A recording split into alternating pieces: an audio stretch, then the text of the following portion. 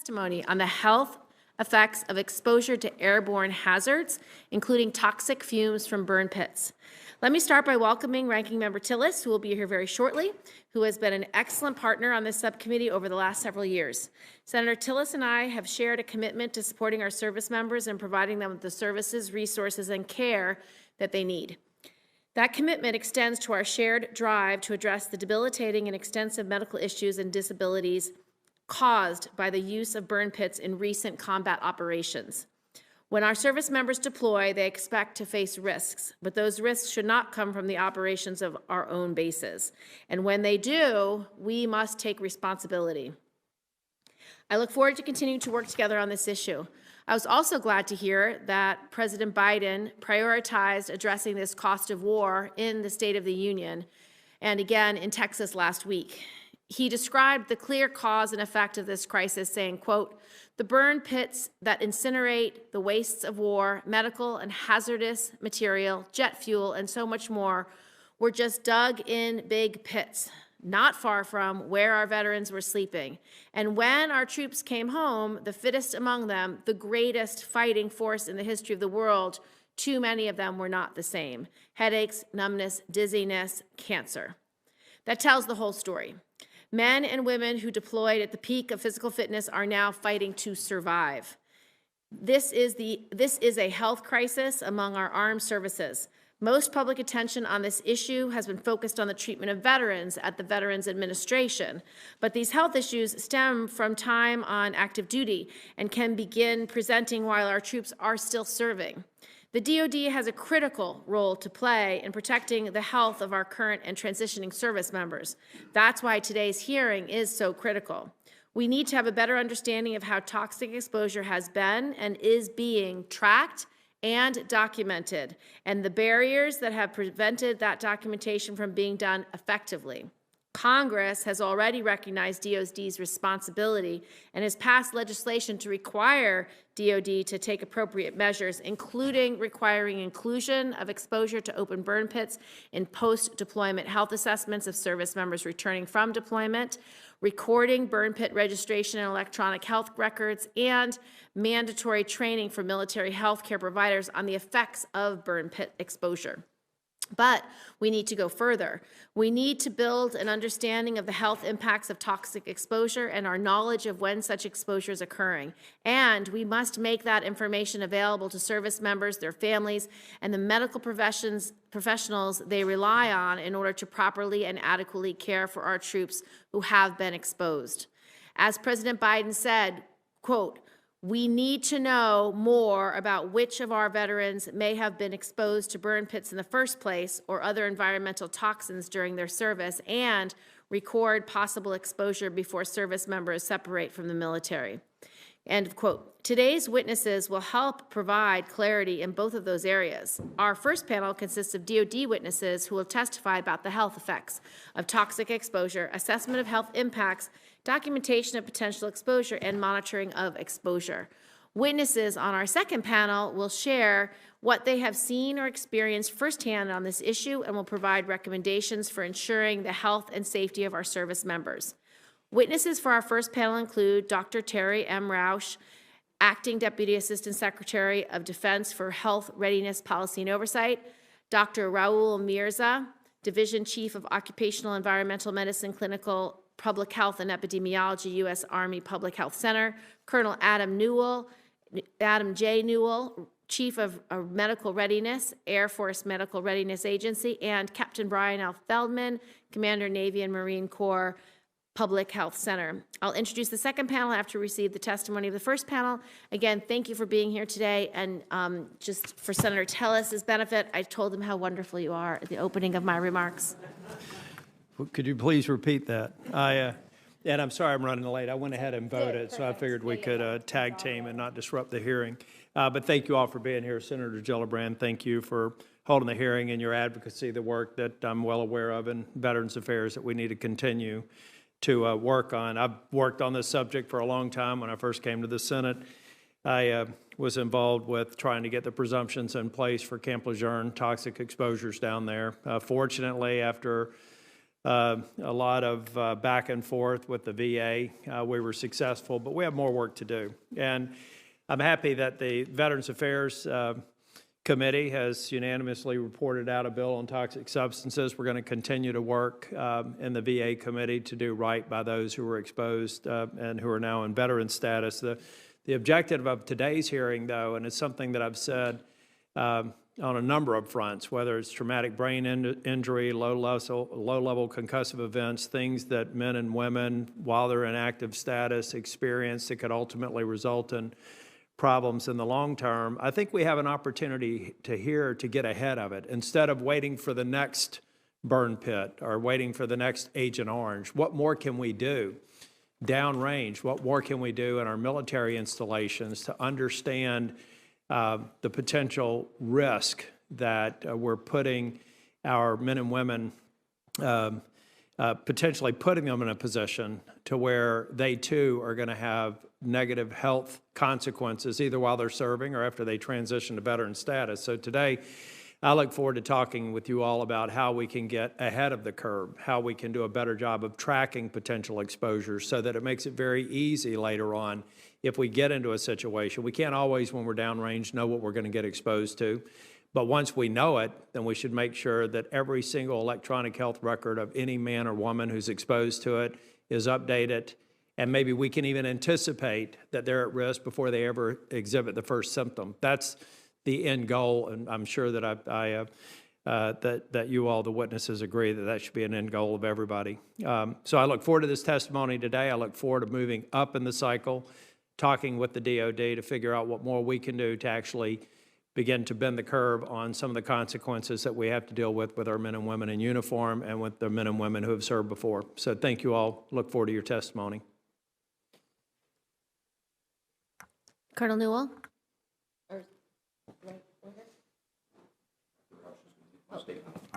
Dr. Roush.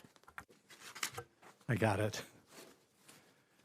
Chairwoman Gillibrand, Ranking Member Tillis, and members of the subcommittee, thank you for inviting the department to testify for the Senate Armed Services Committee hearing on military exposures of concern, including airborne hazards and open burn pits. I'm pleased to represent the Office of the Secretary of Defense and have the opportunity to discuss the department's actions in addressing airborne contaminants and open burn pits in military operations and the potential health effects to our service members and veterans. Joining me today and representing their military departments are Colonel Newell from the Air Force, Dr. Mirza from the Army, and Captain Feldman from the Navy. The department recognizes the concerns about the potential health impact of burn pits and other airborne exposures.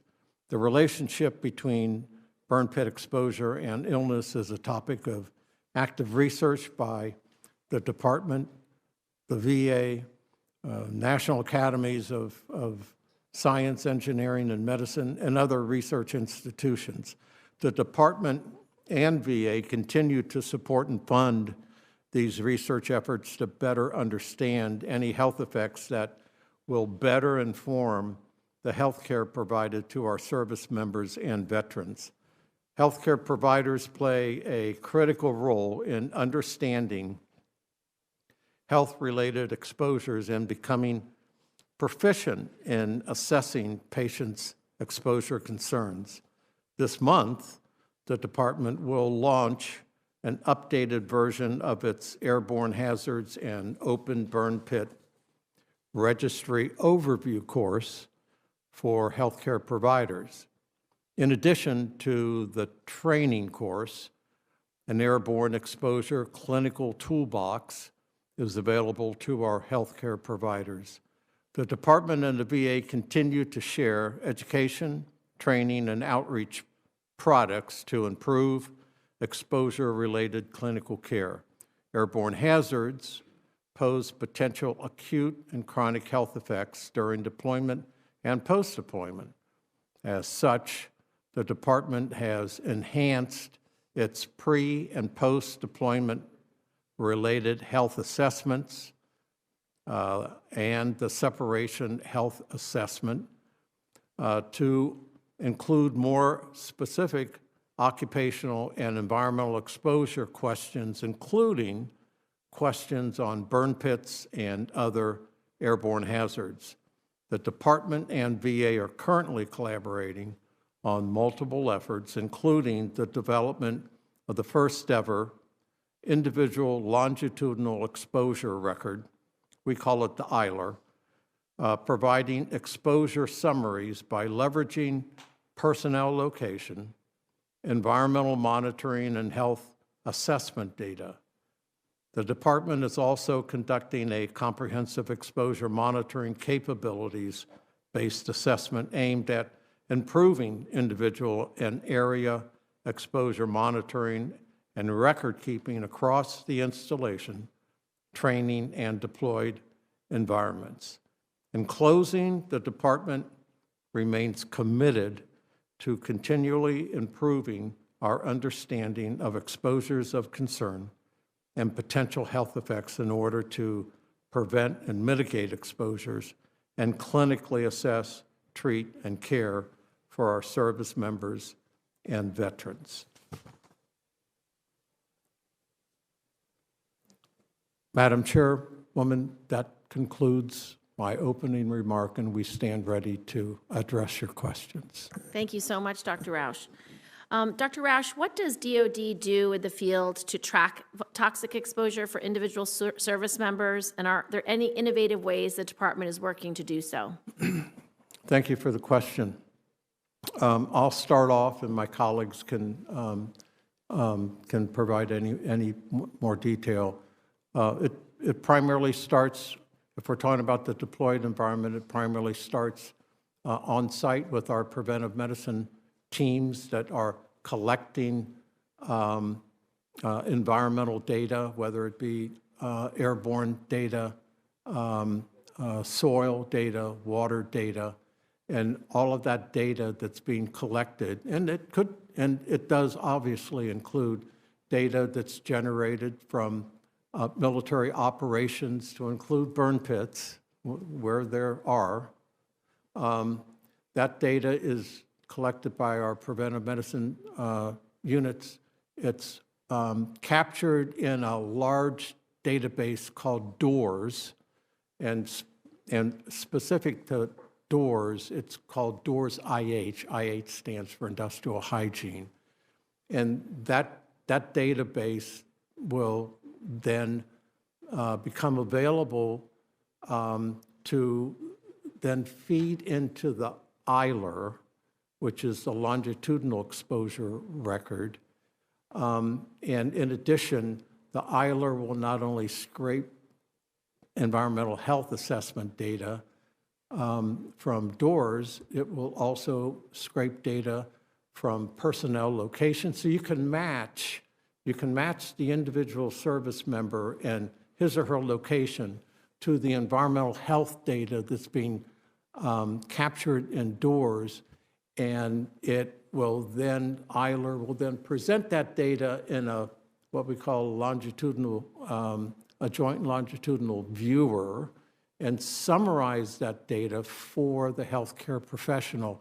So he or she will be able to see where that service member was at any point in time, what they were exposed to, and then be able to... What is the time point this data starts? Do you have data going back to what point in time? Well, preventive medicine units are part of the deployed force, and so they could be doing their environmental health assessments on a weekly basis. They could be hanging air monitors. But when did you start collecting this data? When I was on active duty in 1999, we were collecting it in Bosnia and Kosovo. Great. Now, you mentioned it's been a while. so you have it back to 1999 at least, and you said there are active burn pits today that you're monitoring. Where are those burn pits located? It's my understanding that there are active burn pits in the CENTCOM area of operations. I can provide more. I can get with CENTCOM, and we can provide more detailed information. Yes, please, because I understood that the DOD now, as a matter of policy, has determined that they will no longer use burn pits as a way to dispose of waste. So if that's not the case, I just need to know that. And second, I would like to know all existing burn pits that are members of the military being exposed to today, because that would be of great concern. I'll get with SOCOM. I'll provide that information. By policy, by DOD directive, we only will use burn pits when it's an military operational necessity. Everything else, the COCOM, the way he or she manages that waste will not be managed by open burn pits. So have they determined that all past burn pits of the last 20 years were operationally necessary? Can you repeat that question? Have they already determined that the hundreds of burn pits that were used in the past were all operationally necessary?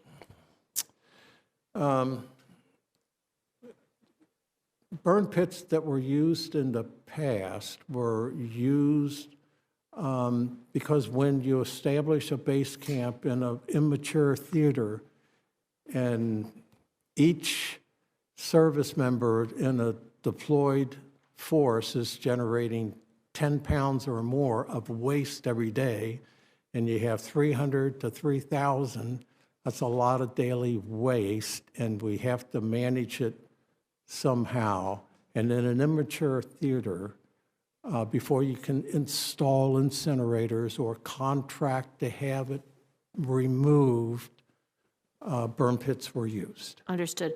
And then my final question, which I think you answered, but what is the process that is currently being used by DOD and each of your services to determine whether a service member returning from deployment has been exposed to toxic fumes from burn pits during his deployment? And how and where is that information recorded? And who is given access to that information? Is it shared with the VA? And I think you answered that question in the beginning. Could you just restate the answer? Yeah. So there are a number of ways that it's captured. We have a pre-deployment assessment and a post-deployment assessment, and that includes questions on airborne hazards, location, exposure, and in addition, we have the separation assessment, which also includes similar questions on health hazards and airborne contamination and location. And that is, the separation assessment is sent to the VA with the service member. And in addition, all of that is captured in databases that is captured under EILER. And you believe that this data has been being captured to at least since 1999?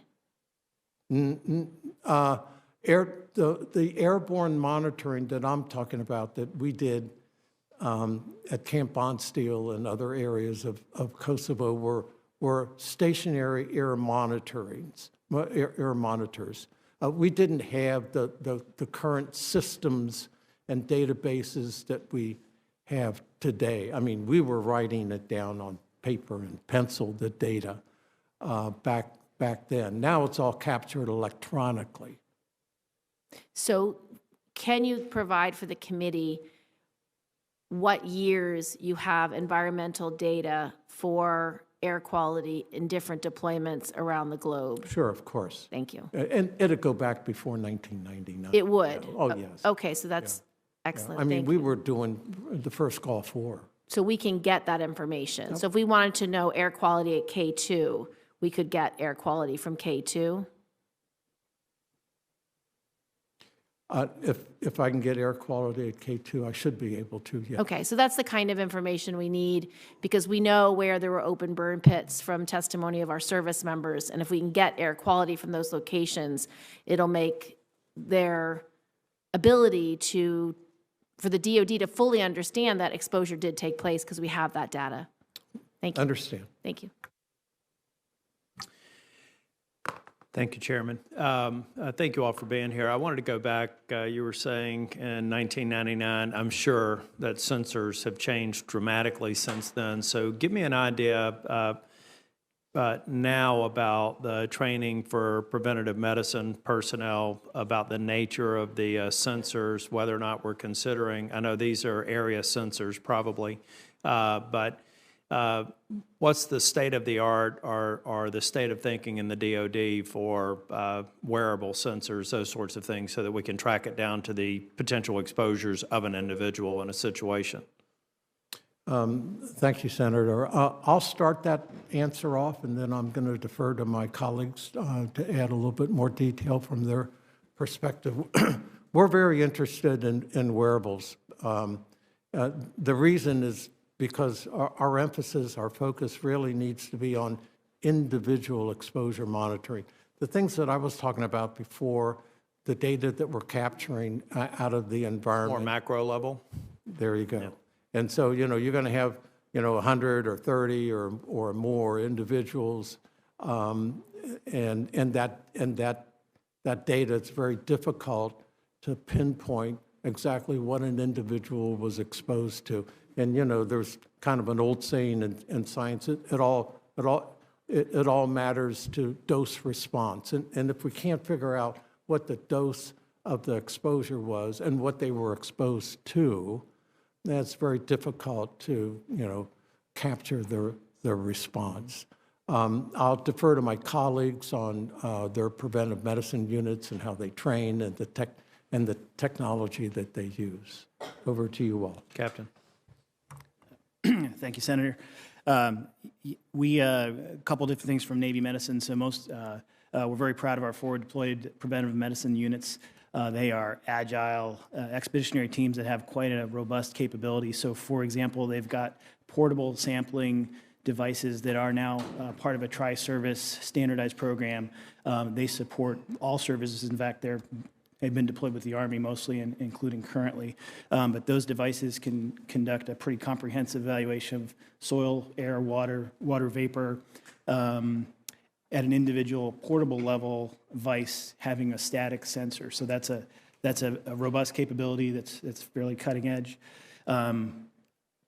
With regard to wearables, one unique thing that the Navy Medicine is doing with research and development, we've got some very robust submarine atmospheric monitoring, quite a robust and safe program. And R&D is looking at silicone bands wearables so that you can get individual level exposure data on a submarine. In addition to that, our research labs in Dayton have an environmental health directorate that are looking at biomarkers and other correlates translating from animal models that will help us in the future get down to individual level exposure. Colonel, do you have anything to add? Thank you, Senator. And for the Department of the Air Force, it's very similar. We're looking into to wearables. We haven't instituted them yet, but they're in development. Dr. Mirza? Senator, thank you for the opportunity. Myself, like my colleagues, we are also very interested in wearable technology. I think it's also important to underscore that the Army Preventive Medicine detachments are quite skilled and equipped to conduct the ambient sampling that they do as part of the missions when they're forward deploy. Certainly, air quality is not the exclusive issue of concern, as well as other environmental issues such as vector-borne diseases, pest control management, communicable diseases, and they are equipped and trained in that respect with environmental engineers, scientists, and also complementary clinical staff in public health and preventive medicine that are able to provide adjunctive and consultative support on site. And not only within the PM community, but also for all providers that are downrange. Mm-hmm. And so it's a pretty synchronized and robust capability that the Army provides in a contingency operation to assess exposures and respond to them. Mm-hmm. You know, I think one of the reasons why we should focus so much on wearables is we get an atomic view of exposures, and then hopefully, as a part of the process, that's being captured in the electronic health record of the individual service member and ultimately being transferred to the electronic health record for the veteran now that we have a joint office for the Cerner implementation for the VA. electronic health record. I think it's going to be very important to have a seamless transition. And then hopefully we get to a point, if you're able to capture enough data, to where we can apply predictive analytics to maybe identify an exposure long before any symptoms have manifested themselves. Dr. Raj, did you have something to add? Well, I would also add, Senator, in addition to wearables, we need to understand more about how the individual responds to environmental exposures. What risk do they bring? Other background lifestyle factors, such as, are you smoking a pack a day, before you deploy? Other lifestyle factors, or even what genetic background individuals bring. We need to understand those because they're going to have an impact. And science isn't there yet, but we're pursuing it. Over. Thank you. Senator Hawley? Thank you, Senator Tillis. Dr. Roush, if I could just start with you. You testified in your written testimony that since 2001, over 4 million now veterans, as well as DoD civilians and DoD contractors deployed to the Southwest Asia Theater of Operations. How many of these individuals would have been exposed to airborne hazards, including toxic exposures from burn pits, do you know, in that time frame? Well, I can't imagine that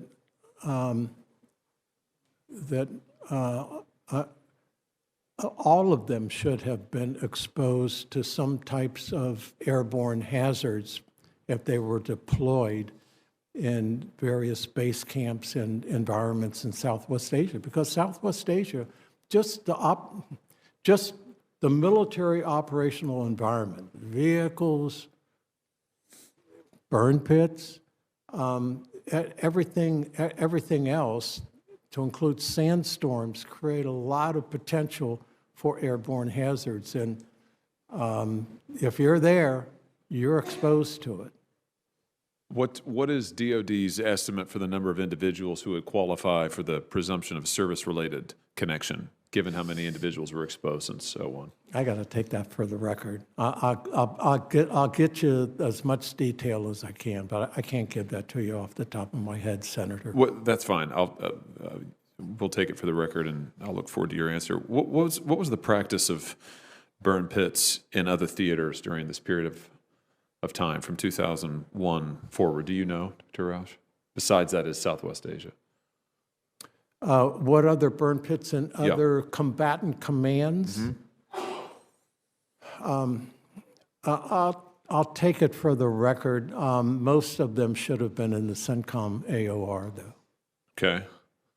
And, well, so if they're in the CENTCOM AOR, then they're in this same region that we've been talking about, roughly. Tell me about just the DoD's collection of this data. I mean, what we're dealing with service members' exposure to toxins, burn pit toxins, other airbornes. It seems like we have very limited data for a lot of this. Why is that? Why is it the DoD has not collected this kind of data for so long? Can you give me any insight? Well, I think we've always improved the extent of the data and the technologies that we collect the data with, and we continue to improve. We collect a lot of environmental health assessment data. A number of compounds a number of airborne compounds, particulate matter, compounds that are in the motor pool over there. The compounds in the soil that get aerosolized as a result of operations. A lot of that is collected, and it goes into a database that we call DOORS, and DOORS is a large database that can then feed into EILR, which is what I was talking about, which is an individual longitudinal exposure record that pinpoints the location of the service member with all of that environmental data, and therefore the healthcare provider can take a look and get kind of a summary of where the service member was, what the environmental hazards were in that area, and can best form a treatment regime for that service member. What about data available for assessing the linkages between exposure that we've been talking about to airborne toxins, including particularly from burn pits, and certain kinds of illnesses? What has DoD been doing to improve data collection on that score and data analysis? Well, so it's a part of the data that we already collect by preventive medicine units and store in our databases, but linking those exposures to illnesses has been somewhat challenging. A couple years ago, the National Academy of Sciences said that there's consistent data from exposures in Southwest Asia to our deployed force and illnesses such as persistent cough, asthma, and a few other respiratory disorders. More data is needed, and more specific data linking individuals to certain airborne hazards and their health outcomes is needed to be able to expand that list. I'll circle back to you on the questions for the record. I'll probably have a few more as well. Thank you, Mr. Chairman. Just a couple of follow-ups. Senator Gillibrand went to vote. She's probably waiting on the second vote to be called. So I'm kind of curious about when EILR will be fully interoperable with DOD's electronic health record and the VA's electronic health record. What's the timeline? Yeah, the timeline for full capability is 2023. But it is capable now to That's with the little bit less limited. with the DOD electronic health record, because I guess the VA electronic health record is in a multi-year implementation, so that wouldn't be, probably would have to track along with their ultimate build-out. That's my understanding, Okay. yes. Tell me a little bit about DOD-funded research on taking the information that we have about potentially toxic exposures and making certain presumptions about how that exposure could have caused a bad outcome for a service member, Sure, so-called presumptions. sure. So with regard to human studies, most of the human studies, human research that we sponsor and continue to sponsor really compares a group of deployers to a control group of non-deployers to take a look at location, environmental health assessments, what were the threats over there, and then look at the differences in terms of the incidence of health outcomes between the deployed force in that area and the control that were non-deployers. In addition to that, we also have experiments. We have animal experiments at the Air Force at Wright-Patt up at the 711th, which are looking at exposure to experimental animals of different airborne hazards to include compounds that you would see in burn pits versus, and also airborne sand and dust that you would see in that deployed environment, and looking at the health effects, health outcomes in experimental animals. Those are just a few. If my colleagues want to add anything, please do. Captain? Thank you, Senator. I'm aware of a lot of work by the Navy Medical Research Command and the Naval Health Research Center, which is based in San Diego. They've got, in addition to collaborating with the VA on these studies, they've got a Millennium Cohort, which is a powerful source of an extremely large population that's allowing them to explore all of these questions, I will defer to my colleagues before getting into specifics, but thank you. Yeah, we already, thank you, Senator. We already know that there's a lot of medical symptoms and diseases that are associated with open burn pits and other airborne toxins, but it's difficult to find a direct link to those at this time. But there is many studies that are underway that are looking into that, and hopefully in the future we'll be able to link that. I think the important thing with the EILER is the EILER captures the data, it links it to the individual. It also captures data from when the individual returns from deployment, and it asks them specifically if they have any symptoms or have any concerns with airborne hazards or chemicals. And so if they answer that to the affirmative, there's always a provider that's gonna talk to them one-on-one and address that with them. They also have a post-deployment health assessment that occurs 90 to 180 days after they get back, and it's the same questions. They ask them, do you have any symptoms or any concerns you have with airborne hazards and chemicals, and once again, if those are answered in the affirmative, then the provider gets with them and they talk to them.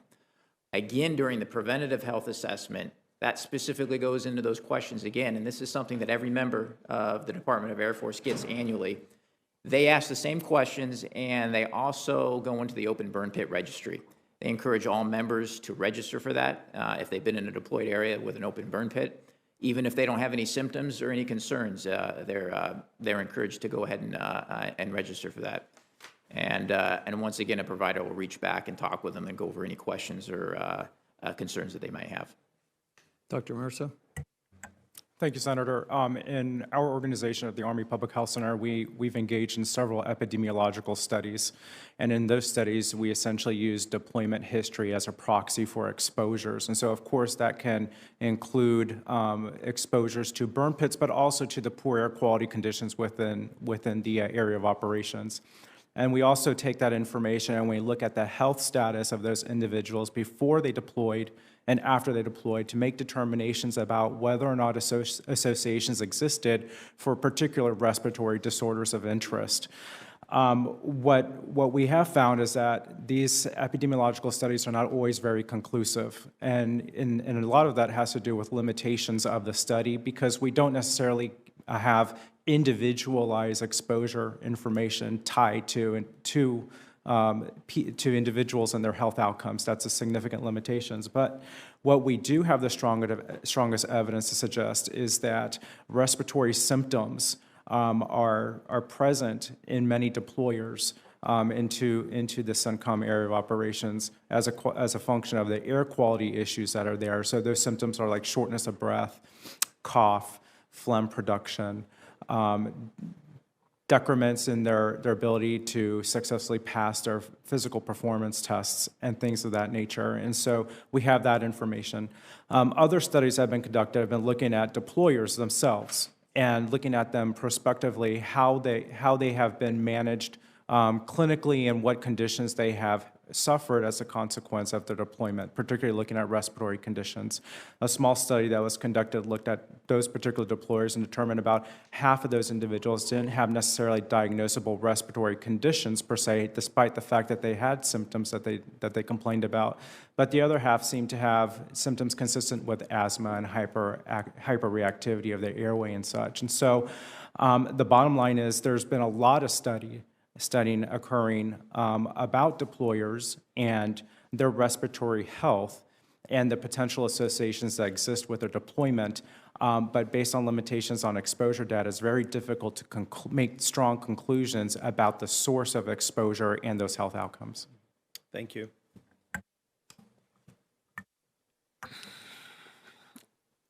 The department's prepared statement for this hearing states that peer-reviewed published research documents that military personnel deployed to Iraq and Afghanistan appear to experience elevated rates of acute upper respiratory symptoms during deployment and may be at greater risk for post-deployment respiratory symptoms and respiratory illnesses.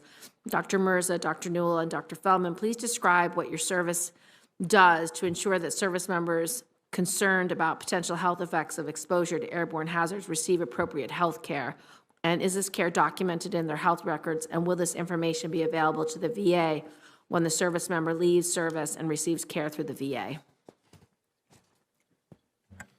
Senator, thank you for that question. I'll walk you through essentially a process that we undertake.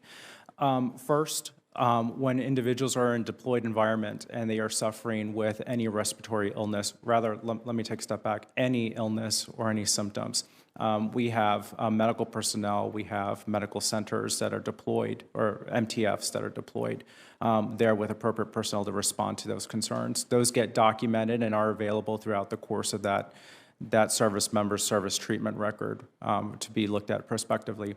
When these individuals redeploy, they come back home, they undergo post-deployment health assessment, and there's essentially two parts to that. One is a screening questionnaire in which these individuals self-report concerns about their health, their respiratory symptoms, and another organ-associated symptomatology of interest. And we also ask about their concerns about environmental exposures, a whole scope of exposures, not necessarily airborne, but chemical and so on. Once they complete that self-assessment, these individuals then are evaluated by a provider, and they're given that option for a focused medical evaluation based on any concerns that they have advocated for on that self-assessment. Routinely, we conduct periodic health assessments. This has a couple purposes. The first is to assure that individuals are assessed annually, that they maintain the medical standards and a certain level of physical fitness to be able to do their job. The second is to also identify any health outcomes or health issues of personal concern that need to be evaluated and managed further, either by a primary care provider or a specialist that is going to be referred in for their care. But also, as a function of that periodic health assessment, it's an additional opportunity to ascertain any personal concerns that individual may have about exposures within the environment in which they operate, soldier, or deploy to. And so, essentially, there are three main points of care, in my view, in which these individuals are evaluated: is downrange, if they're experiencing symptoms. It's when they return home as a function of the post-deployment health assessment process, and it's also at least annually on a periodic basis when they're going through a periodic health assessment. Thank you, Madam Chairman. I'll tag on. Very analogous and identical processes as we're very joint on this. Some highlights in the Navy, for example, forward deploy that I mentioned while you're out, we have some forward deployed prevent units that are the first on the ground whenever any force deploys. And what they do is conduct a survey. It's pretty comprehensive, over 22 items of everything from the environment, vectors, chemical, nuclear risk, radiation, and provide that information to the combatant commander so that they can make an informed decision on what the risk is and what the preventative and mitigation measures are, and maximize or minimize the risk of force. That information is captured in these OESHAs we talked about, the occupational environmental health surveys. Those feed a process reviewed by Dr. Roush called the POEMS, periodic occupational environmental surveys. It's an iterative process. The more data we get, the more it feeds those reports so that we can get a more comprehensive view of what the population mixed risks are until we get mature away from individual risks. So that information comes back as these deployers come home with both their pre- and post-deployment surveys and their periodic health assessments. And we have specific questions that are verbally reviewed on those questionnaires to ensure that a dialogue happens with the clinician. Do you know you were exposed to a location that's in a registry? If those clinicians don't have the expertise in their primary care, each MTF and all our overseas MTFs have specially trained clinicians, occupational environmental medicine specialists like Dr. Mirza, environmental health specialists, industrial health hygiene specialists, who consult with those clinicians that are available. In addition to that, my command, and that was to the Army, the Navy Marine Corps Public Health Center, are another layer of consultative expertise for those specific questions that when a patient comes to a clinic visit, has that concern, those are the resources that Navy medicine has to help optimize the care of that individual patient. Yep, thank you, Senator. Yeah, I agree with my colleagues. I'll just add on that the ILR does report those specific questions that we ask about airborne hazards, and so it pulls that. So not only are you looking at the occupational environmental health, risk assessments of when the member was downrange multiple times, and you're reviewing those exposures. It's taking those little bit of questions that the member has answered regarding airborne hazards from the post-deployment health assessment and the periodic health assessment. And we also have a new separation health assessment that's been under development for the last year. It should be released this fall, and it also goes into detail about airborne hazards and chemicals of that nature, and that will also be documented. Thank you. Any further questions? Just one. I just want to echo Senator Gillibrand or reemphasize Senator Gillibrand on current active burn pits, some of the process that led to these being operationally necessary, I think would be very helpful for the committee. Thank you for being here. Thank you very much for your testimony. I welcome the second panel to come up. Thank you very much.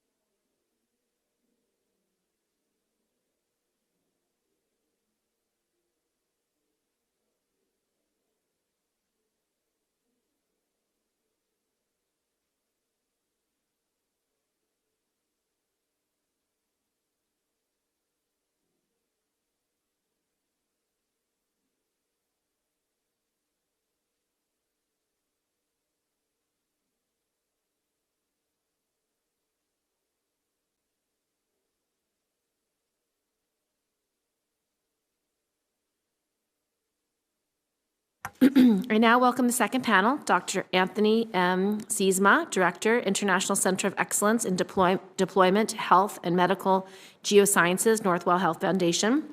Mr. Tom Porter, Executive Vice President for Government Affairs, Iraq and Afghanistan Veterans of America.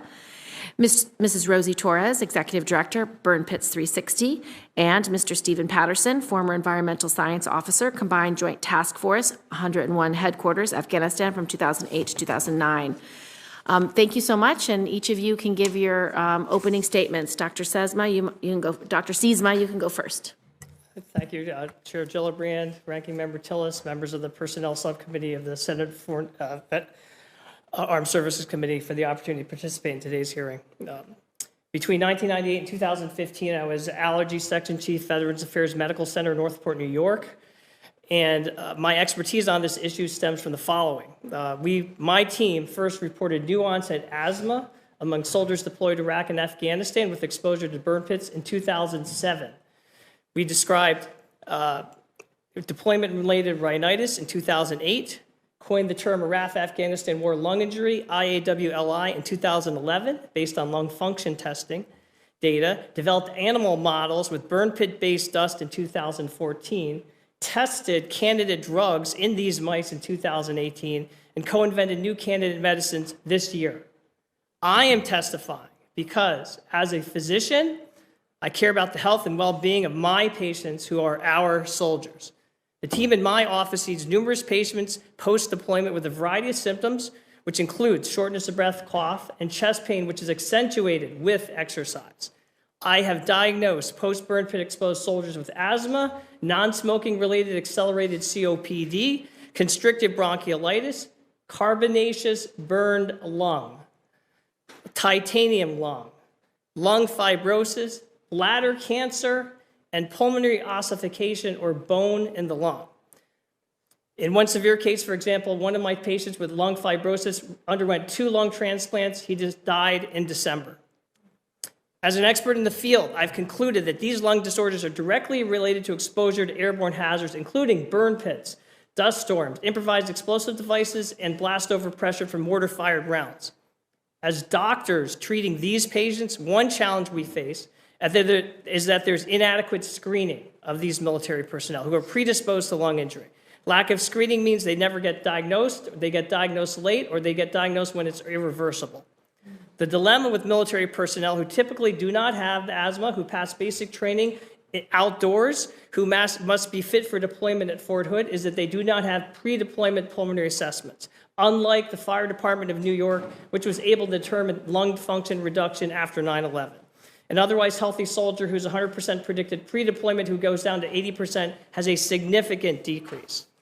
Another challenge we face is that doctors treating these service members is a lack of information we receive. Without knowing what they're exposed to or potentially exposed to, it's hard to prove what caused the ailment. For example, last month, one patient of mine was denied a consult to the East Orange War-Related Illness and Injury Center because the local VA doctor said he did not believe that military firefighters' sleep apnea, sinusitis, asthma, and rhinitis were related to deployment, even though he had a positive sleep study during active service. Even if it is known that there are toxic materials at certain sites, often soldiers visit our academic center without complete documentation of locations of their deployment, so their direct exposure cannot be proven. This is especially the case if they were at forward operating bases like Camp Stryker, whose exact location is not on the map. I have several recommendations to address these challenges and ensure we are taking care of our service members. 1, conduct breathing tests before and after deployment. 2, revamp the DoD method of documenting locations where military personnel served. 3, utilize newer technology such as wearable particle monitors. First, by conducting breathing tests before and after deployment, we can determine if there's a reduction in lung function much earlier than if we wait. In addition, these data will better enable screening protocols to identify who are soldiers at risk. Second, by revamping the DoD method of documenting locations where military personnel served, we'll have a better understanding of what they're exposed to, a better understanding of the illness, and how to treat it. Third, by utilizing newer technology such as wearable particle monitors with GPS, we'll be able to assess a given soldier's exposure and location. By utilizing this for a contingent of military personnel, the DoD will be better able to move troops to regions of safety away from airborne hazards. If exposure does happen, it would also provide critical information for treatment. We know that screening and monitoring programs have been extremely effective for those victims of the World Trade Center disaster post 9/11. And this is an analogous exposure with JP8 and burn pits. It is our sacred duty to care for the women and men who sacrifice their lives for our freedom. Thank you, Dr. Siesma. Mr. Porter. Thank you for having us here, Senator Gillibrand and Senator Tillis. Appreciate everything that you're doing on this issue.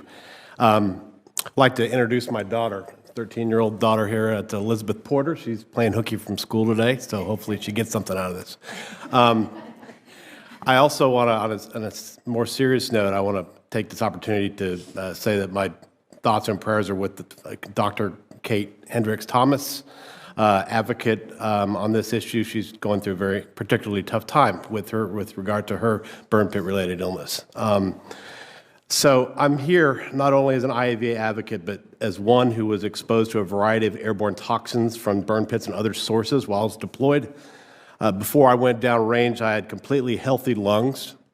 Shortly after I arrived in Kabul in 2010, where the air is particularly bad, my lungs had a severe reaction and became infected. It was controlled with medication, but I was diagnosed with asthma as soon as I got back home a year later. But I have to still take the medications to keep my breathing under, to keep breathing. Exposure to burn pits used by military to destroy medical, human waste, chemicals, petroleum, other trash. It's been widespread. We've talked about this a lot here already. It's not just burn pits. You could learn a lot from those who have served in Kabul, for example. It's an enormous city without a modern sewage system. Many who served there are suffering the impacts from breathing airborne feces for extended periods of time. And there are also burn pits there at many of the bases in that city alone. At every location where U.S. and coalition military were stationed, there were many porta-johns. It was somebody's job to pull out that metal bin from the porta-john every day, douse it with jet fuel, and burn it down to a brick. And that's how you get rid of the porta-john waste. And it's somebody's job to do that. And I don't need to describe it. That's particularly a nasty job. The military and veteran community know all too well the detrimental, how detrimental these toxic exposures can be. I'll refer to our new member survey that's just out this month. For 2022, we survey our members. 82% of our members say they experienced toxic exposures during their service. Of those, 90% say they have or may have symptoms as a result. Of the 82% who were exposed, just 53% said they had their exposures documented in their DoD periodic health assessments. So just 53%. This data shows the enormous percentage of those who are suffering service-related exposures, especially considering the estimate the VA has of as many as 3.5 million that could have been exposed. When IAVA saw similar data in a previous member survey, we conceived of and worked hard to pass the Burn Pits Accountability Act that was passed in 2020 within the NDAA. So this would, the law required service members to be evaluated for exposures during routine health exams. Service members were required to be enrolled in the burn pit registry unless they opt out, if they suffered exposures or if they were stationed near a burn pit. 76% of IAVA members were aware of the registry, but only 59% are registered in it.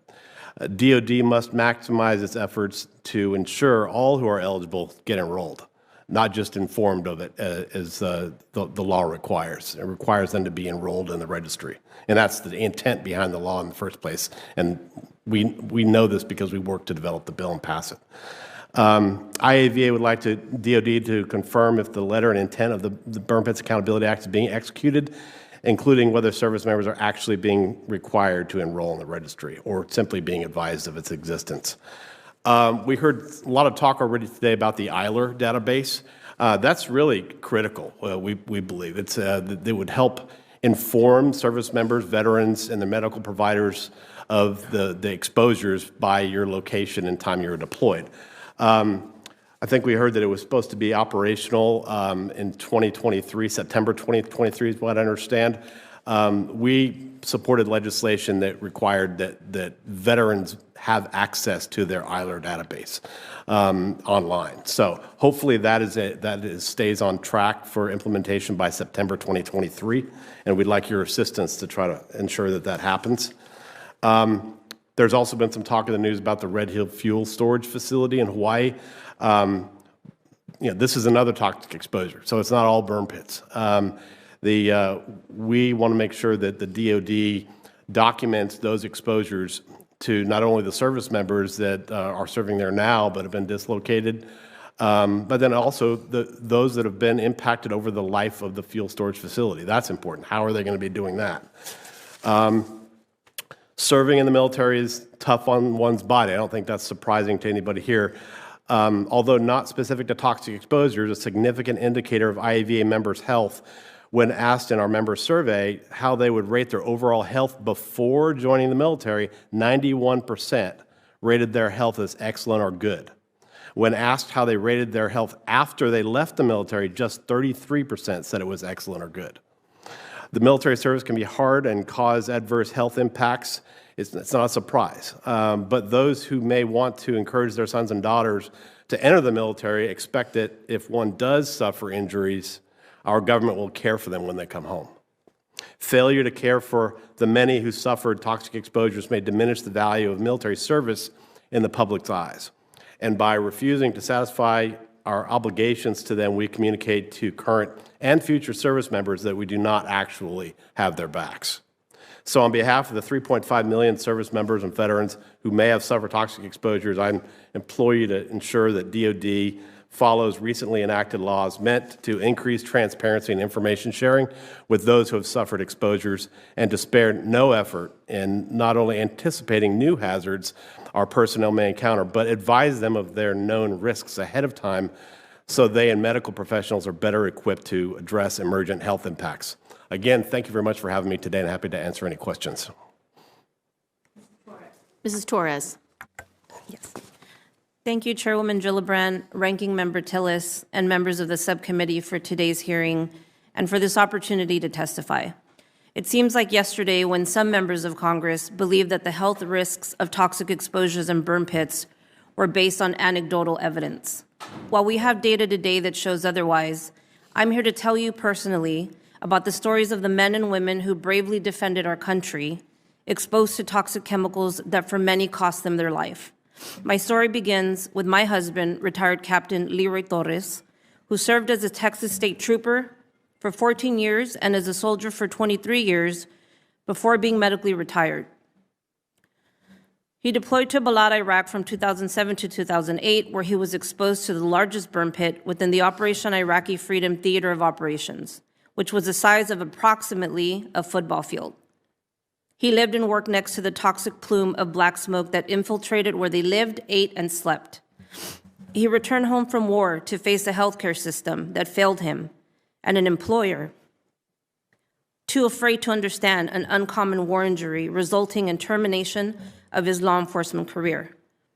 As a result of these injustices, Leroy attempted to end his life in 2016. Since returning from Iraq, he's had over 400 medical visits until he was finally diagnosed with autoimmune disease, toxic brain injury, and constrictive bronchiolitis following a lung biopsy at Vanderbilt University. The VA and DoD refuse to recognize or diagnose these environmental injuries, often misdiagnosing them as psychosomatic or dismissing them as compensation-driven care seeking. The more veterans we talked to, the more we heard about stories like Leroy's. This is why 12 years ago, Leroy and I co-founded Burn Pits 360, a nonprofit that advocates for veterans, service members, and families of the fallen affected by toxic exposures. We created a health registry of about 10,000 participants to track their exposure, diseases, and deaths, working with doctors like Dr. Zema. We then joined in Washington and gathered with other families to pass the Airborne Hazards Open Burn Pit Registry Act of 2013. We've been to far too many funerals and consoled countless of wives, husbands, and children left alone by our government's failure to treat our nation's veterans. Burn Pits 360 has persevered through the years despite the indifference of the VA, DoD, and Congress. Instead of providing them with treatment, early cancer diagnostics, and benefits, our government spent the last years telling veterans there's no evidence that inhaling toxic black smoke causes respiratory illnesses and cancers, that their stories are anecdotes and not data, and that treating them is too costly. I cannot help but wonder, what is the cost of their lives and sacrifice? So now more than ever, we need to pass legislation that addresses presumption. The time is well past due for the President, the Department of Defense, Veteran Affairs to acknowledge these injuries and disease as a direct result of armed conflict or caused by an instrumentality of war. We are asking for the Department of Defense and Veteran Affairs to honor these injuries with compassionate common sense. This is an invitation to begin the healing process for these families who have lost loved ones to illness or death following the environmental hardships of war. Yet Leroy's story is not the only one. Sergeant Thomas Joseph Sullivan served with the United States Marine in Iraq. He suffered from intestinal ulcerations and bleeding, hypertension, respiratory disease, asthma, and liver disorder. Tom died 2009 at 30 years old. Will Thompson served with the U.S. Army for 23 years and was deployed twice to Iraq. His doctors treated his cough as allergies. He was later diagnosed with pneumonia, treated with antibiotics, and sent home. Eventually, he was diagnosed with pulmonary fibrosis. After a lung biopsy, he was informed that he had titanium, magnesium, iron, and silica in his lungs. Will underwent 2 transplants and passed away this December at 50 years old. Lieutenant Colonel Dan Brewer, CENTCOM environmental officer, deployed to Afghanistan and warned his supervisors about the health effects of the black fumes caused by burning of waste and plastic at night. Lastly, Isaiah James served with the U.S. Army, deployed to Iraq 2006, 2008, 2008 to 2009, and Afghanistan 2010, 2011. And Isaiah says this: he is now suffering from lung disease and is on supplemental oxygen. He says, "It is my hope you not only listen to the testimony, but to hear it, to feel it, to understand it. and most importantly, to act on it. History is the ultimate judge, and we in this country have not always done best by those who we sent in our stead. I believe it was Churchill who said, "Never has so much been owed to so few by so many. How will you be judged? And how will America and the American people pay their debt?"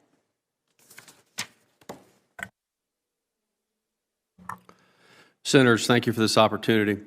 I'm Stephen Patterson, retired environmental science and engineering officer. This falls into the larger preventive medicine community that was mentioned earlier. I'm here today to assist you with your understanding of burn pits, environmental health exposures, and how those were documented. Primarily, I can speak to the time of 2008 and 2009 when I was a senior environmental science officer for Combined Joint Task Force 101 while I was the headquarters for Afghanistan. In this position, I traveled the nation extensively and saw most of the locations where U.S. forces were deployed. My job was to conserve the fighting force and identify environmental health exposures. The deployed environment is very challenging and is very difficult to document a person's exposures in such a setting. The equipment to identify and quantify exposures is often lacking, as are trained personnel, especially in remote locations. This is made more difficult as we often have exposures which one would not anticipate, as well as the challenge of accurately placing a certain person in a location at a given time. This is made worse when attempting to look back 10 or 20 years, as camp names often change and the personnel system does not operate down to the person. Almost all the locations I visited had burn pits operating at that time, and few, if any, separated their waste before burning it. So many contained pressurized lumber, galvanized metal, significant quantities of plastics, and lithium batteries. These were not pits, but simply low-lying areas where the waste was thrown and burned. Typically, they smoldered a great deal, which is important as the combustion is not complete. More toxic compounds may form, and these toxins are not lifted away, so stay near or in the air around the camp. Most of these burn pits were within the perimeter fence for security reasons or very close to the perimeter if outside of the camp. Most of the small camps had few, if any, air samples taken at them due to limited personnel, equipment, transportation challenges, and time. We had roughly 20 people to attempt to document the environmental exposures of over 37,000 people spread over an area roughly the size of Texas. However, I do not think more environmental health people are the ideal solution. The limited environmental health data, mostly air samples with some soil and water samples, cannot be linked to a person but only to a location. And even if the person can confirm that they were at that location, it does not mean they had that exposure. Their exposures could have been much worse or much better than the sample indicated. The DoD has this responsibility and must address it, as industry will likely not do so as they do not face these particular challenges. We have struggled in this space since Desert Storm, and we must look at different options moving forward. We must leverage technology and address policy issues to fix these gaps. Some possible options to consider: creation of a joint program executive office in order to focus the research and funding on environmental health surveillance while also providing a central location to hold responsible in the future. 2, silicone bracelets could be provided to service members to track their exposures, as mentioned earlier. These have been shown to capture more than 1,500 different chemical compounds and would allow us to mitigate exposures much sooner while also providing the service member with personal exposure data. 3, research and build a replacement for the silicone bracelet, which will provide near real-time information on exposure and dose for a service member. 4, create a repository of frozen soil samples from each deployment location so they may be tested in the future as needed when new concerns are identified. 5, improve the personnel reporting system so that each individual can be located rather than their unit headquarters, which may be hundreds of miles away from them. This will allow for individual exposures to be much more accurately documented. 6, remote sensing should be researched to address gaps in environmental surveillance. This will be key for small teams operating in remote areas or dense urban environments, which may never have an environmental health professional visit them. 7, further research biomarker monitoring to document exposures a person had during their deployment or over their military career. Finally, 8, educate leaders on the hazards of toxic exposures and hold them responsible if they needlessly expose their people. Thank you for your time. Open to any questions. Thank you. Senator Tillis. Thank you all for being here. I guess you heard the testimony. I think most of you were in the room during the first panel. It sounds as if there is consensus on one of the questions that I brought up were individualized monitoring and sensors. But speaking for active duty, Ms. Torres, I do a lot of work. I serve on the VA committee. We've got a lot of work to do, and we're making progress. And again, I want to give Senator Gillibrand credit for focusing on that issue. We're going to make more progress there. I'm sorry for the situation with your husband and for the others that you mentioned. But with respect to what we need to do better upstream, how would you judge the DOD in making a priority, the priorities that you all have delineated in your opening comments? Where are they falling short? My team applied for congressionally directed medical... You need red means on. It's weird, but... My team applied for a congressionally directed medical research program grant funded by the DOD recently, months ago. We got a great score. This was for a monitor the size of a beeper that a soldier could wear. It would not only measure particulate matter, but even sarin gas specifically and gunshot sounds. And despite a good score, they said there are no funds. So I don't know why they're asking us to apply for grants if there's no money. Well, that's a question we can get to the bottom of. Thank you, Senator. One of the biggest things that, and I mentioned it in the testimony, but one of the biggest problems is we've experienced a big lack of transparency from federal agencies on what people were exposed to and on their deployments. That's the big thing, and I think the ILR is meant to tackle that. It's just a matter of is it going to be useful to the service member and to the veteran? That's key. You also mentioned the idea that the registry is available, but I, for one, think that we should be in an opt-out position, that everybody should be registered in the registry. And if they want to explicitly opt out, I suppose they should, but we should probably flip the script on that. Would you agree? Right. The burn pit registry, it's what the law requires is for them to be entered into it unless they opt not to. So it's not mandatory if you don't want to be in the registry. But the law says that if somebody is exposed or they're stationed next to a burn pit, then they should be entered into the registry. I agree. I mean, the burn pit registry still falls short in so many ways. It's basically just self-reported data that you could print out and carry around. But it is important that everyone be a participant of that effort. You know, they don't track mortality, which is, I think, one area that we've talked about for years, Dr. Zema. But I agree, Senator Tillis, that should be mandated. Mr. Patterson. Well, Senator, there's so many challenges in this space. The previous individuals talking, so much of it is self-reported. So a 20-year-old individual returns from overseas, and you ask them what happened to him over 15 months. And that's just, and not to mention the fact that that individual they're not going to be able to say I was exposed to TCE or benzene or toluene. Just some bad stuff happened to me. There was a lot of smoke. They can't say anything that is going to help that clinician when they end up in the VA system. So much of what is being done now is just not terribly effective. No, that's why I get to the need for us to get down to the atomic level sooner rather than later. That's the only way we're really going to be able to capture it and then have the level of specificity with respect to the specific exposures. So I agree with you all. We're coming up on the end of a vote. I thank you all for being here. I also appreciate your opening testimony. There were a lot of priorities put in there, and they'll be instructive to me as we move forward. Thank you. Thank you, Ms. Chair. Thank you. Ms. Torres, first of all, I want to thank you for your advocacy on behalf of service members, veterans, and their families who have suffered debilitating injuries and effects of burn pits. What is the top challenge that you hear from soldiers when they return from deployment about accessing treatment? Well, first of all, Senator, thank you for having me. Lots of challenges. You know, that question just brings up so many ideas in my mind of things that we've tracked through our own in a private registry. And off the top of my head, it's, you know, access to healthcare monitoring, specialized healthcare, both on the DoD and VA side, but primarily DoD for those active service members, for those reservists, it's a challenge when they don't have trained occupational medicine doctors assessing these underlying issues.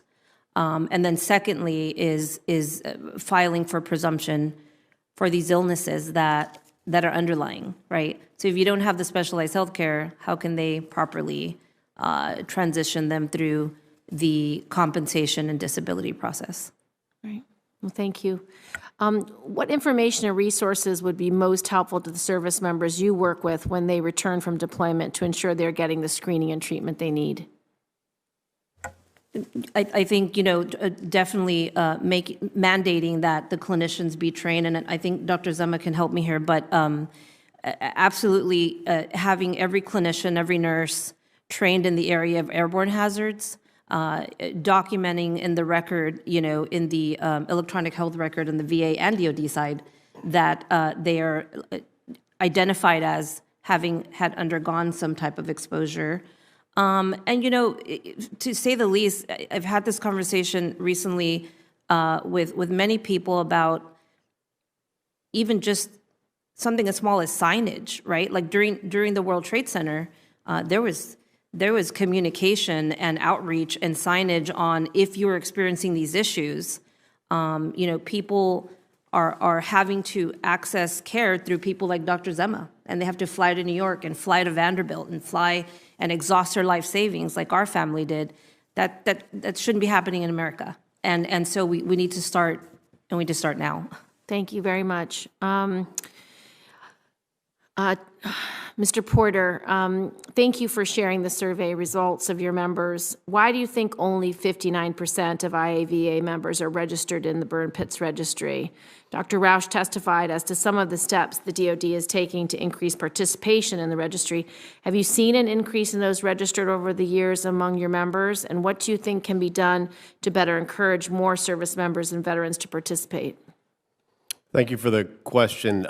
This came up when we developed the Burn Pits Accountability Act a few years ago, because if you look on the VA website, it has a running total of those that are registered in it.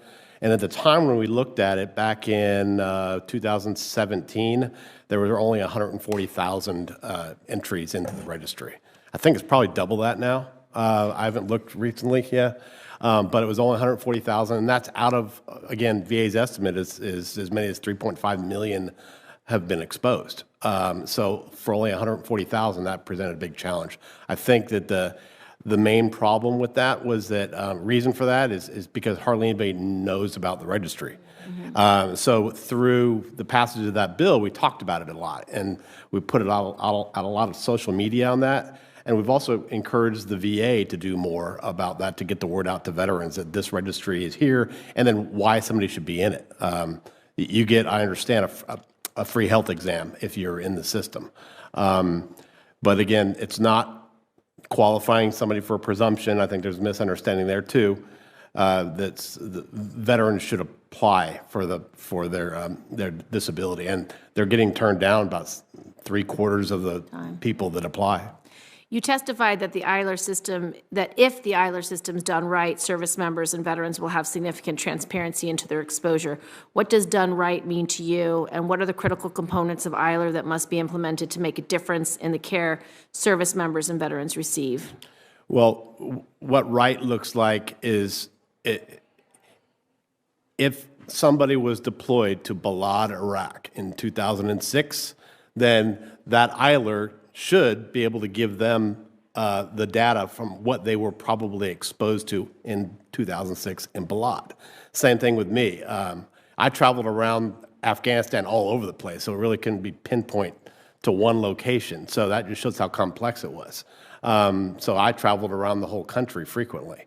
So it'd be harder for that. But again, it should specify what you're exposed to during your deployment during a set period of time. Now I'm going to turn it over to Senator Warren, and she's going to chair the meeting while I go vote. So thank you. We're tag teaming here. I voted early so that I could be here while the chairwoman goes to vote. And I want to say publicly a big thank you to the chairwoman for holding this hearing. I think it's really important. I think it's important that this committee look at the real costs of war, including where the Department of Defense failed to take steps that were necessary to prevent exposing members of the military to toxic chemicals. I know that many of our witnesses on this panel have been fighting for over a decade for DOD and the VA to recognize how burn pit exposure has had devastating effects on service members' lives.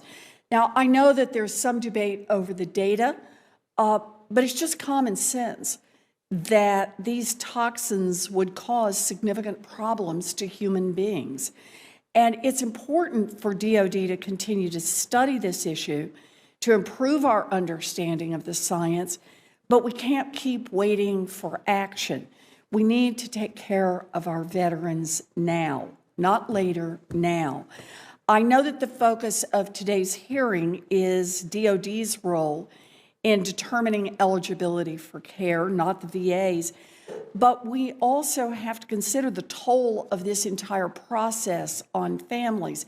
So, Ms. Torres, if you don't mind, I'd like to be able to ask you about your experiences. I read your testimony. I understand about how hard you've had to fight, how long you have had to fight to get the care that your husband deserves and that other veterans deserve. So if I can, let me just ask you a little bit about how this process makes your family feel. Thank you so much for that question. It's been a journey, a hellish journey of delay and deny, not just for myself, the Torres family, but for thousands, possibly millions of families. It feels, I know for my husband, being stripped of his integrity and dignity, losing his job, being on the brink of foreclosure, repossession of cars, and you ask yourself, how did we get here? Mm-hmm. And how is this happening in America's backyard? It feels as if the nation has turned its back when you're, attempting to just access care. We attempted to access care from both DOD and VA healthcare institutions, and throughout those 10 years, it was always an excuse of there's no science, there's no proof. And so myself, including, I know many families, maybe to include yours, Tom, is that we have to exhaust our life savings just to access doctors like Dr. Anthony Zema, like Dr. Robert Miller, like the doctors over at National Jewish. Being away from our children, that's time lost that I'll never get back. And so not only, does it impact the veteran and the spouse, but the children. And so, to still, to this day, to finally see some momentum as we're seeing now, it really gives us hope. Well, I'm glad to hear you in that on hope. But when you say you feel as if our government, our country, has turned its back on you and your family and thousands, maybe millions of families in the same position, no veteran should feel that way. And no family of a veteran should feel that way. You have done a tremendous amount of advocacy related to changing the rules for how veterans must prove they were impacted by burn pits in order to get care. I support you in your work on this. I know it is a hard and lonely journey, but you have done remarkable work here. So let me see if I can turn this around just a little bit. Ms. Torres, what would it mean to you and other veterans' families if the rules were changed so that the DOD and the VA believed veterans when they said their health was harmed by burn pits, rather than making them jump through so many hoops? Well, it would remove the burden of proof of us having to be our own lawyers, our own researchers, our own, all of those things that we've become, right? We've sort of, mobilized and congregated online all sharing that common denominator of delay and deny.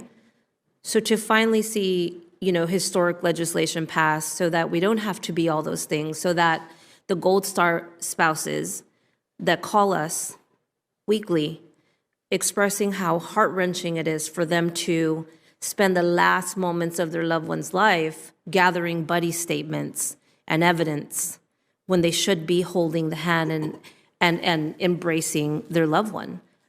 It would mean everything to us and to those families that are still struggling to this day, and for those still waiting on an answer from the VA. Well, as I said, I commend you for your advocacy work here. It at least helps us start to move in the right direction. And I appreciate that making a change like this is not inexpensive. There's a lot of money at stake here. And I also understand it is not all in the jurisdiction of this committee. But it is urgent that we treat families, we treat those who are injured without delay. We cannot allow veterans to wait another minute for health care. And so I hope that the work we do here today will help put more momentum behind change. This committee regularly advocates for spending on weapons that don't work or weapons that are not needed at all. It is inexcusable to claim that we need to balance the budget on the backs of veterans and their families who've been injured. So I hope that what comes out of our work today is that we can give a stronger push on that. If I can, I've got a few more questions here, questions that the chair also wanted me to ask. Mr. Patterson, if I could ask you about the advances in technology that have been made and can be made to improve the way that troops' toxic exposure can be documented. Could you say a bit about that, please? Well, thank you, Senator. As far as advances since Desert Storm, sadly, it's not been very significant. We replaced the mini vol with a different type of deployable particulate matter sampler, but there's still significant challenges. Those samplers simply capture the particulate matter that's in the air, and then you can send it to a lab, and many months later, get a report back of what was possibly in that sample.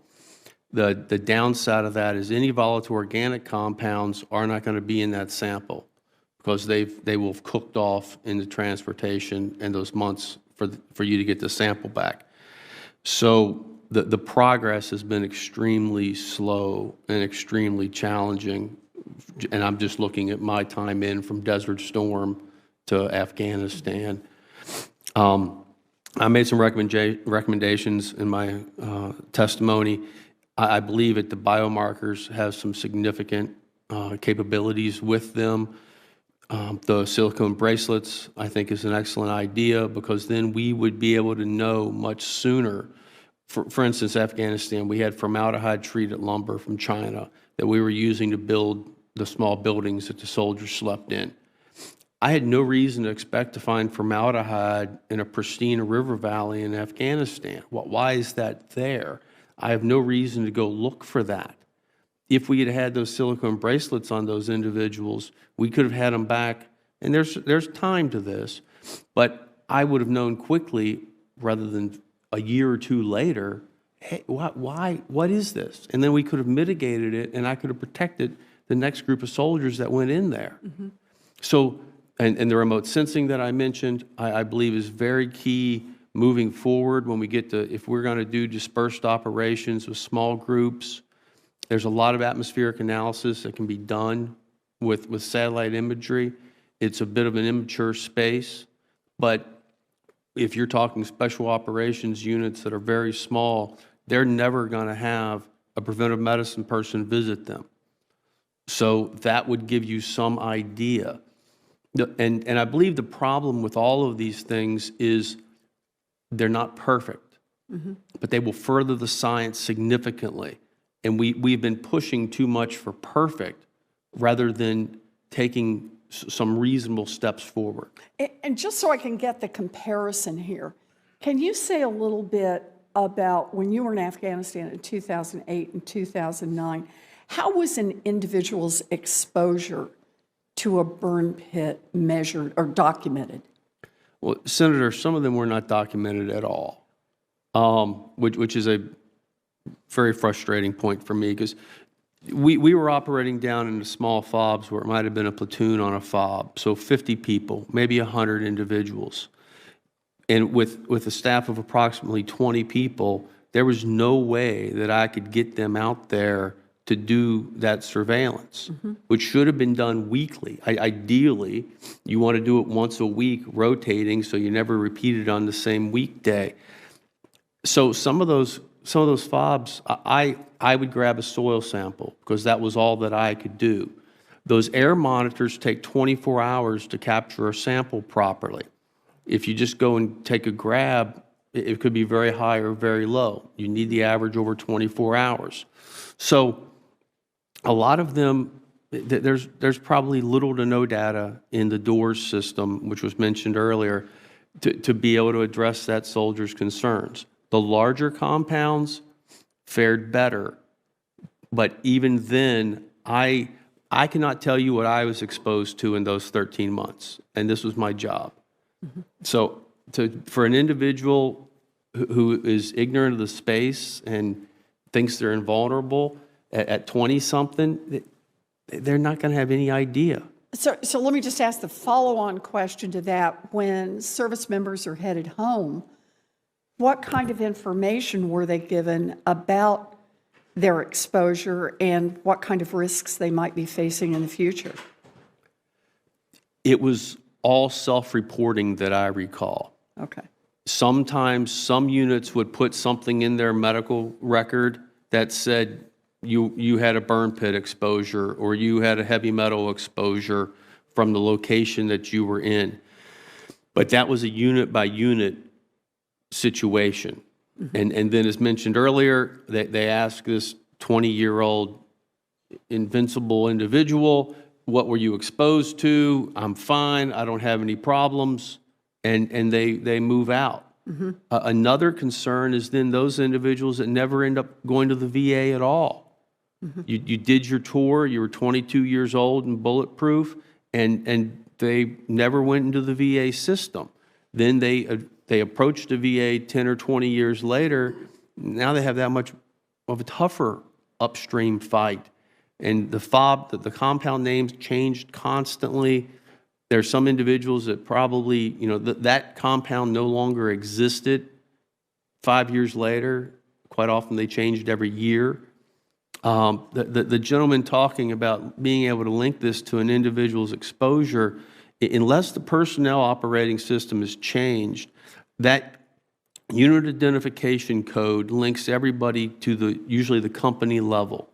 But if that company operated 3 sites with their platoons broken out to those other sites, that data is not accurate for that individual. So there's going to be a lot of challenges, and the further we go back, the more challenges there are going to be with linking people to location to exposure. Yeah, thank you. Thank you very much, Thank you, Mr. Senator. Patterson. I'm going to yield back to the chair. Thank you very much. Thank you all for your testimony today. I think you have really informed the committee what we have to accomplish. I particularly appreciated the specific requests that you've made of this committee, specific changes in the law you'd like to see. The benefit of this committee is we are the personnel subcommittee, so we can write these requirements into law for this year's NDAA.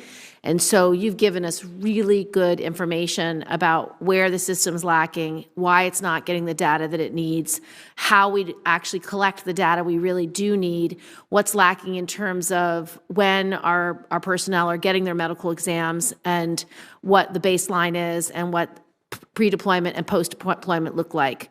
I don't know if this was addressed, but did you guys discuss what is the best way to transfer the medical records from active duty service members to veteran status, and what you would like to see in that transfer of information, and what we might need to create if we don't have it? Sure, Senator. That should work with the electronic health record reform. So when that looks right, which means a seamless transition from the DoD to the VA, and that service member or veteran can have easy access to that information. And access to the EILR system. Yes, ma'am. And on that point, Senator, sorry, Tom, definitely consider making EILR accessible to the survivors. I had one survivor call me and asking assistance in communicating with VA to access EILR as she was filing for presumption or for death benefits. And it was difficult because EILR didn't date back to the time that he was in service. So lots of challenges there. Thank you. And Dr. Siesma, you called on DoD to revamp their method of documentation so that medical professionals could have better understanding of their patients' potential exposures. What information would be most helpful to you to have as you screen and treat patients? What obstacles do you face with the patients when you are trying to gather needed information about exposure? And then further, what training do you think should be provided to medical professionals so they can better screen and treat their patients for toxic exposure? Yeah, we would like to know which region of the country an individual soldier was in, what types of munitions they were exposed to, what the chemical makeup of the munitions were, how trash was disposed of in that region, including burn pits, what was in the trash itself, what the weather patterns were because of dust storms in the region, whether depleted uranium was used in that region. For example, there are armor-piercing rounds, PGU-14, and tank shells with depleted uranium, as well as even ship ballast, and whether that soldier used personal protective equipment. All these things are important. Regarding training, in the VA system, most compensation and pension doctors that we've dealt with in the VA are primary care doctors. They're not pulmonologists, and they're unaware of burn pit issues, which actually is flabbergasting at this point in time. But as I mentioned, last month we had a case where somebody could not go to the War-Related Illness and Injury Center, which has been an arbiter and an advocate for us. So they would go to East Orange VA to confirm what we suspected or wanted a second confirmation of. And one stumbling block is the local VAs are using it as a hurdle to not get them benefits. Do you think the VAs need to have pulmonologists on staff? Yes.